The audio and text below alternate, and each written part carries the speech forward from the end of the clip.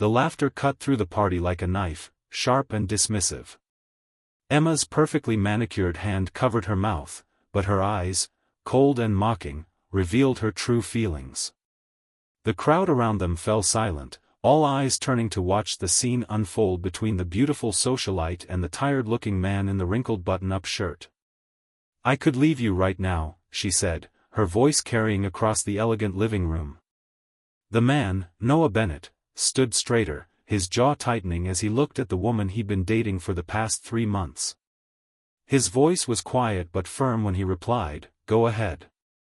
If you're enjoying this story, please hit the like button and subscribe to our channel for more emotional real-life dramas that touch the heart." 3 months earlier, Noah had been drowning. Not literally in water, but in the responsibilities that threatened to pull him under every single day. At 35, he hadn't expected to be a single father to 8-year-old Lily. He hadn't expected his wife Sarah to be diagnosed with an aggressive cancer that took her within months, leaving him alone to raise their daughter while running his struggling carpentry business. The morning routine had become a battlefield, making breakfast, packing lunch, doing Lily's hair, and dropping her at school before rushing to his workshop. Evenings were homework, dinner, bath time, and bedtime stories. Between those bookends of the day, he built custom furniture for clients who were becoming fewer as he struggled to meet deadlines. "Daddy, my hair doesn't look right," Lily complained one morning, her small face scrunched in frustration as she looked in the mirror. Noah sighed, running his hands through his own disheveled hair. "I'm trying, sweetheart." "What's wrong with it?" "Molly says ponytails are for babies. All the cool girls have braids now." Noah stared at the simple ponytail he'd managed to create after 3 attempts. Braids? He could build an intricate dining table from scratch, but braiding his daughter's hair seemed impossibly complex. "I'll learn, Lily. I promise. Just, not today, okay? We're running late." The disappointment in her eyes haunted him all day. That evening, after tucking Lily into bed, Noah collapsed onto his couch and opened his laptop. His email inbox was overflowing with client complaints about delayed orders. His bank account was dwindling. And now he needed to learn how to braid hair. He typed, "How to braid hair for dads," into the search bar and fell asleep watching tutorials, his phone buzzing with another client cancellation. The next morning, a new message appeared in his inbox. Not a client complaint, but a response to a desperate post he'd made on a local community forum weeks ago, asking if anyone knew of after-school programs that wouldn't break his bank. "Hi Noah, I run an after-school arts program at Westfield Elementary.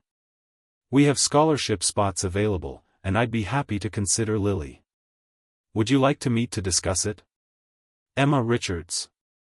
That email changed everything.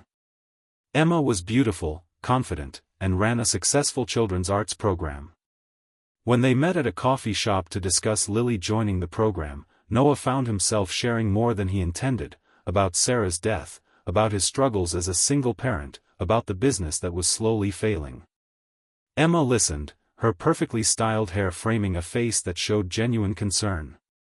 "I lost my father when I was young," she told him. "It's hard on a child.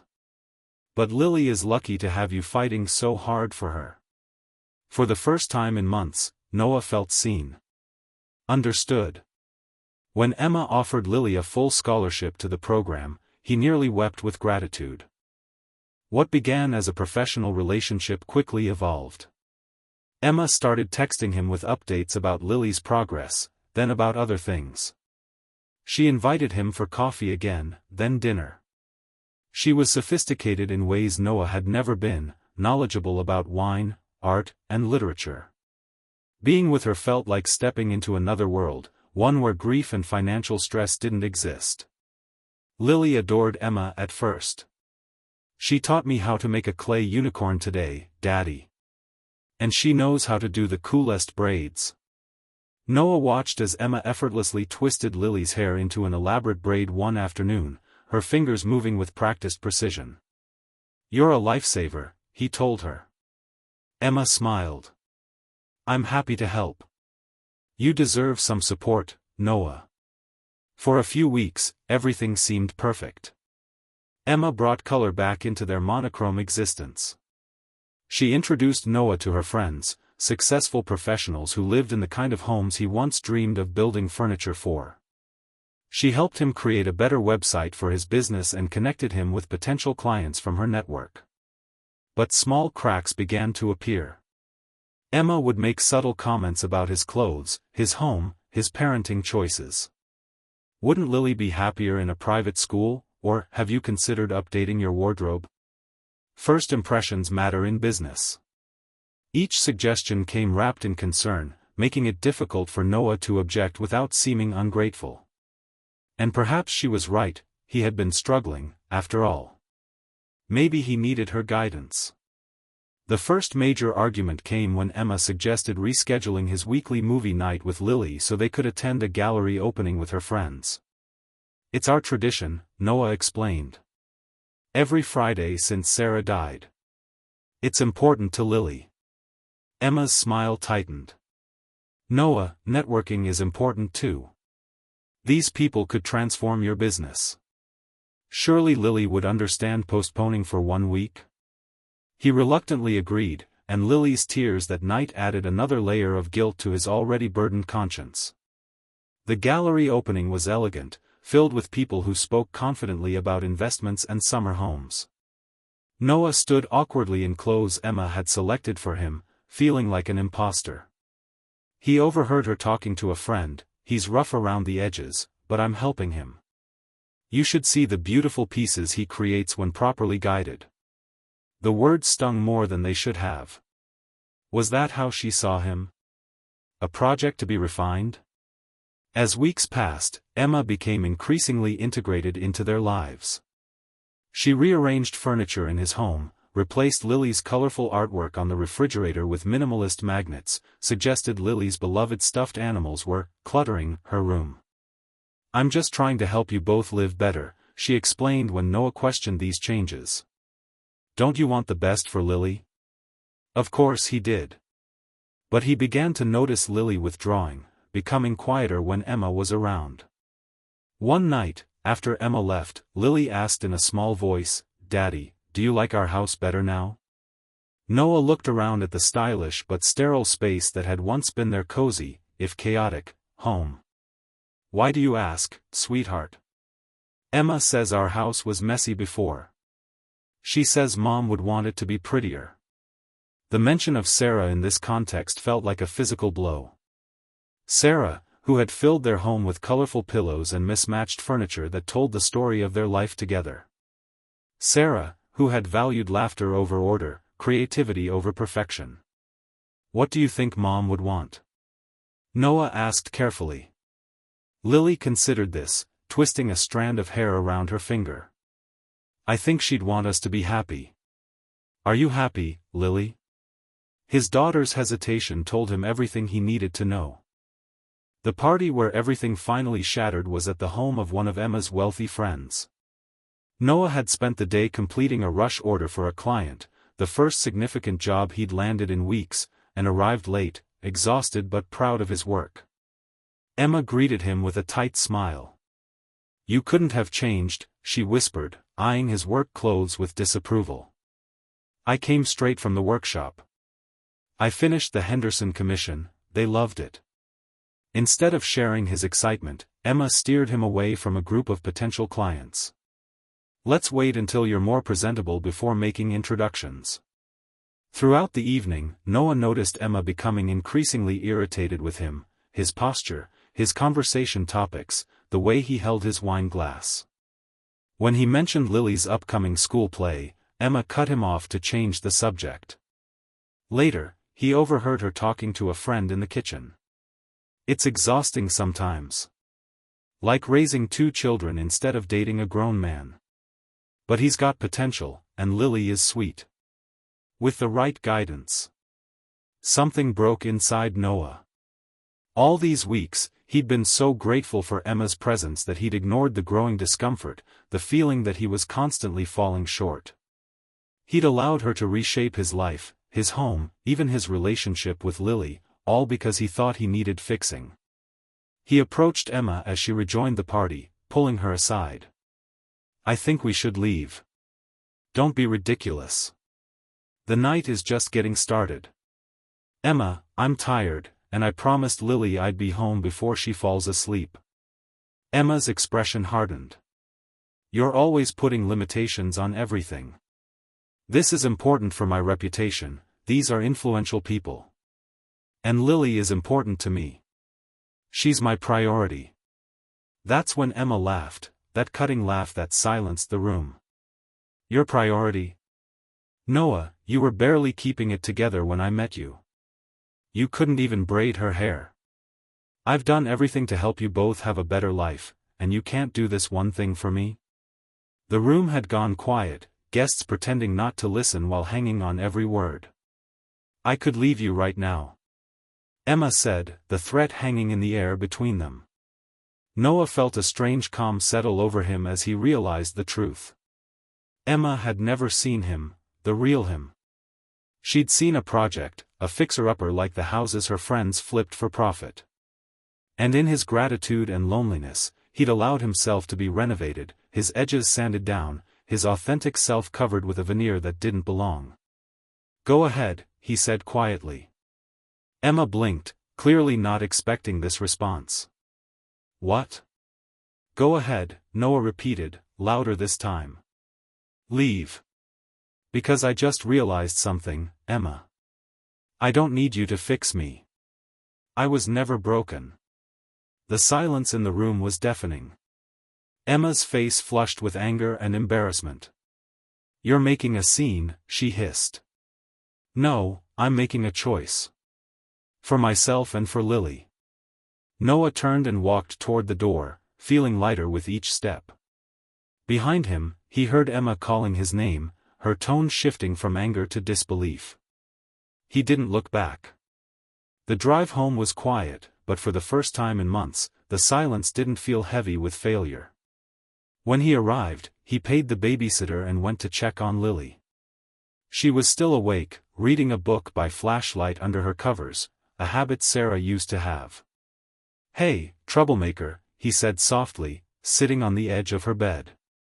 Lily quickly hid the book. "Am I in trouble?" "No. But I might be." He smiled. "I think I made a big mistake, Lily." "With Emma?" Noah nodded. "I thought we needed someone to make our life better. But I forgot that we were doing okay on our own. Different, maybe, since Mom died. But not wrong." Lily sat up, her eyes serious in the dim light. "Is Emma not coming back?" "No, sweetheart. It's just going to be us again." To his surprise, Lily threw her arms around him. "Good. I miss our messy house. And movie nights without Emma telling us what to watch." Noah held his daughter close, breathing in the scent of her shampoo. "I miss that too. And I'm sorry I lost sight of what matters." The next morning, Noah woke early.